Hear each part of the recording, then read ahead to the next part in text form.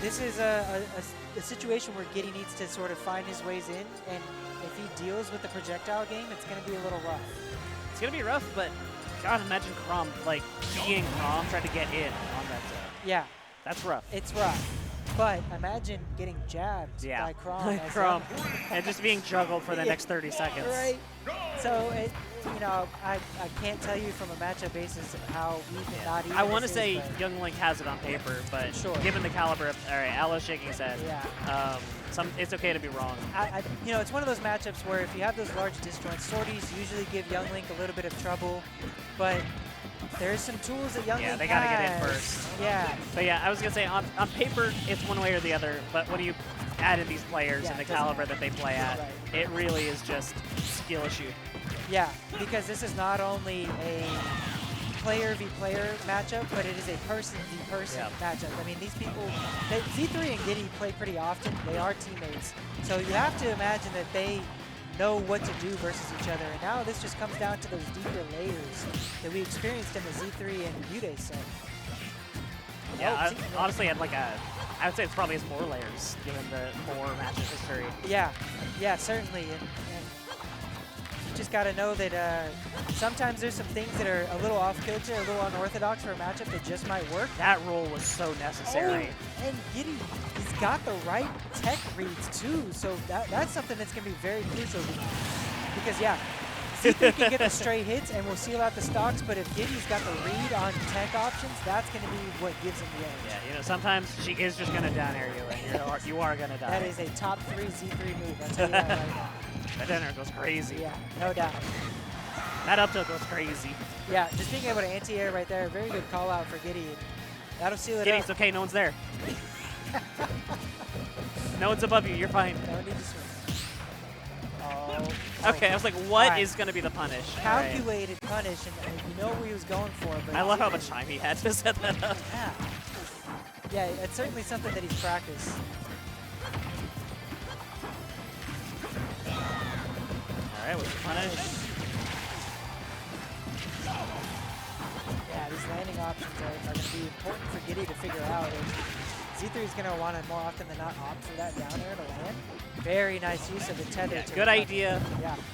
But this is not going to be a matchup where Gidy's going to be at charting Z3. Right. I feel like Z3 knows better than to up B in front of a Chrom running off stage.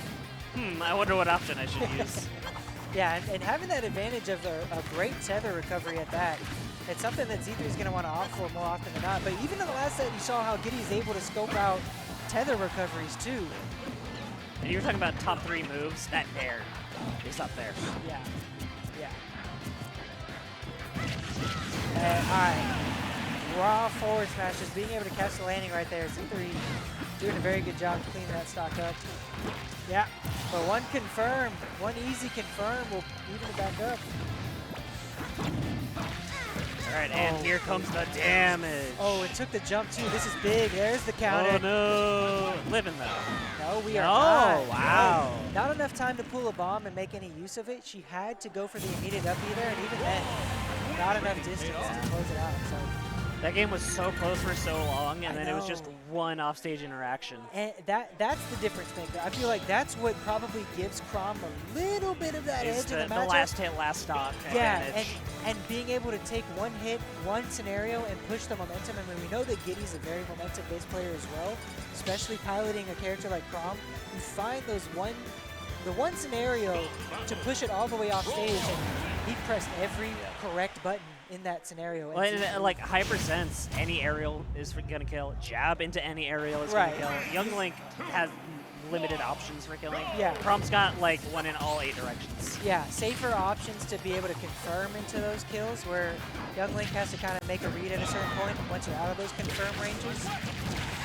But the way that last game ended shows that this matchup is very close. The fact that it came down to just that one interaction, it means that I think we're going to game 5. It's yeah, no doubt, and it's so pivotal because of that, right? It was so even, and then just one moment gives it a huge edge to Gidy, and I imagine it's going to be like that for the entire set. They'll hold a very good neutral game, and it's going to be like that for a long time. Yeah. And 2 momentum-based players. You find your one opportunity, and that'll be what turns the tides. Nice ledge trap. God, do you have options when the boomerang's coming back and she's got Nair at roll distance? You've got two characters to worry about, Young Link and the boomerang.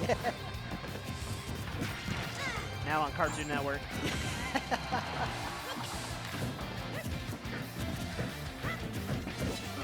Alright, I like that. And the roll away. You don't want to mess with that move at all. Yeah.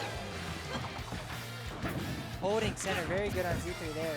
Yeah, I think that's something that she's made a good adjustment from since last set when she was playing against Gidy. She's been holding center a lot more often. And I don't know if she plays ledge on purpose. Like maybe that's a bad call for me, but I feel like she does better when she has stage control. Yeah, it's like a no-brainer thing to say. Of course, but you know it's the name of the game in a matchup like this, and easier said than done because you also think about what your disadvantage and advantage is when you're trying to go for center stage. It's a pretty telegraphed game plan when you want to opt for center, and a character like Chrom can blow you up if he knows that you're wanting to go to center. So Z3, as much space as she wants, she has to be able to also find her moments where she can box out Chrom if need be when she's getting called out to going towards center. And that up B from Chrom is got to be one of the best out of shield options. The fact that you can use it from either direction and it does solid damage, and if you get the hit, you're safe for a while. And there's a lot of options that Young Link has that are safe on shield, but not an invincible up B, not an invincible disjointed up B. Correct. Yeah, it changes the game, and yeah, I feel like Gidy really knows the matchup in that sense. Oh, this Z3, is there you go. Nice. Very nice ledge trap scenario. Being able to get the boomerang confirm into that forward air, that'll close it out.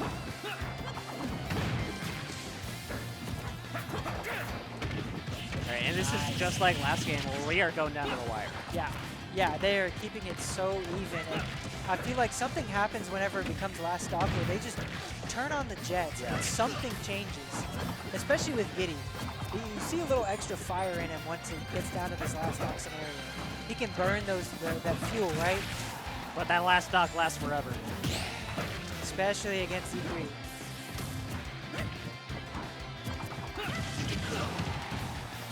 Oh, that was almost a jab lock. Yeah, not getting the tech chase with the missed tech option with the fire arrow. I would have extended it, but punish on the whiffed up B. Wow. Yeah, Z3 rolling her eyes. She knew as she did that. As soon as you press the button, you just know. And it lasts so long. And in that moment, time is going like 1/3 the speed. You sit there, you realize your mistake, and as the little boy is spinning around in place over and over. Like you get which time to IRL. Yeah. As Chrom just starts charging that forward smash. Watches as the child spins and makes himself dizzy. Ugh. Oh, so he takes the 2-0 lead and opts for Roy here. That's a bold statement. Is it though? Like you're playing more or less the same character. Like obviously at this level of play, Chrom is pretty different from Roy, but you've got the same speed, you've got similar options. Yeah. I don't think this is crazy. I think if anything, this could be an insurance policy, right? You have the 2-0 lead, and just in Mix case, it up a little. let me play the better character, right?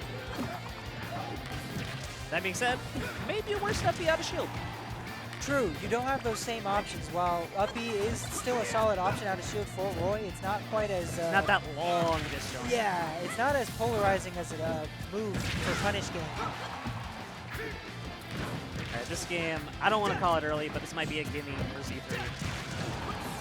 Could be. It could be, but yeah, I mean, there's certain aspects to the matchup to where maybe Young Link can.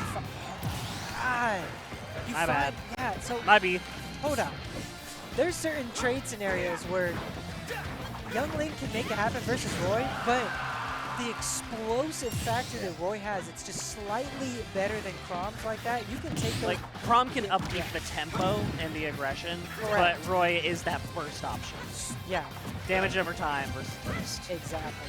Yeah, and Gidy knowing when to pull the trigger on those scenarios too. Incredible for him to be put in this situation right now. But holding on to the lead even now, it's sort of the same game plan. Once you're on stage, you got to know that Z3's options for center stage to hold on to it. And the speed at which he is following up, even when he misses, he has another move coming out. There's a different gear that Gidy just goes into. It is so hard to deal with. And I feel like despite the explosive factor, Z3 still needs to slow it down. to know that your advantage is by staying away and icing out Gidy. Yeah, you don't want to play at Roy's tempo. Exactly. Yeah, and opting to hold center there, just standing her ground. Got a nice confirm, but that's not going to kill. Ooh, not yet, but close. Ah, yeah. Yeah. Just That move go crazy. Yeah. And again, just like we were talking about before, you know, Z3 wants to land with that down air. It's a pretty common option. Nice. Very nice. All right, 0-0, game 3. As soon as I say that, that's 50. Again, yeah. See, Z3 is trying to land with these dares, trying to force her way back down, and Gidy's able to call it out. And being able to take it and go into 66% off of that is something that you kind of have to think about. That you got to choose your landing options a little more wisely. All right. Being able to get that punish that time. But even then, you can trade after the up B. It's not always a true confirm after that grounded up B. Oh, man, that was tricky. Could have gotten the jab into death right there, but Z3 was good able to timing. find a way in. Yeah. It's like Valorant, you just got timing. Oh, double carry. The Get your flex? fire irons. Okay, that might be it. No, not yet. This is the situation that Z3 wants though, the positioning. Right. I said that and it swapped. My bad. And suddenly it can be that fast to take it. Yeah, I know that Z3 wanted to get him off stage. So ballsy. Nail biter, game 3, and Gidy ends up taking it. Yeah, I think pulled the trigger a little early.